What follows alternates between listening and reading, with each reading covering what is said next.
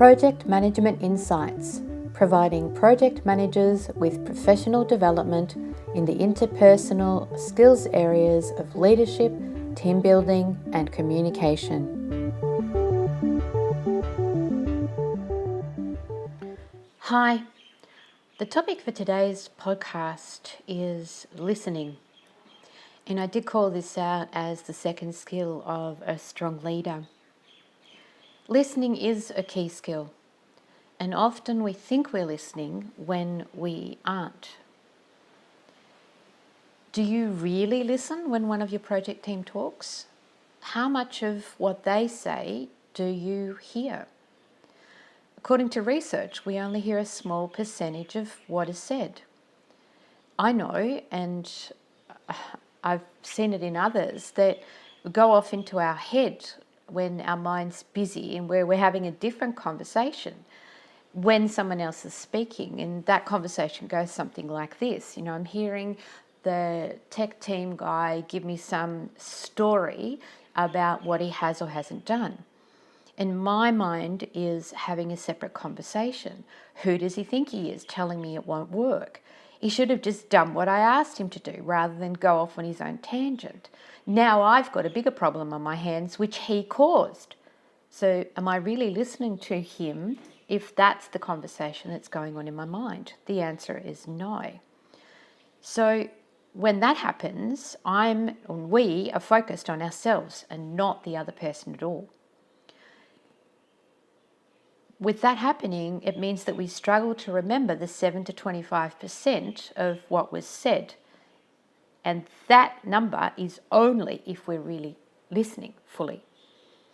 So what does really listening actually mean, or what does it look like? It's all about focusing 100% on what the other person is saying, being really, really present. Not letting your mind wander to the next meeting you have or the emails you should have written or the problem that's arisen, but being there fully focused on the person who's speaking. And notice that when you're there present with them, it's not just what they're saying. It's their tone of voice, the body language. It's all part of that total picture of really fully listening.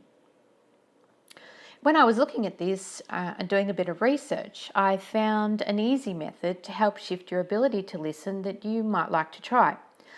It's called the HULA method, H-U-L-A, an acronym for Hear, Listen, Understand and Acknowledge. So here's what Lee Ashton of Sasusi says. During conversations, we tend to respond reflexively as soon as the other person is finished talking. But if you want to really listen, you need to do 4 things before you even think about responding. Hear. Physically take in the sound. This means that you need to stay focused on the person speaking instead of looking at your phone or tuning them out because you think you know what they're going to say. It also means that you need to make sure you're in an environment where you can hear them well.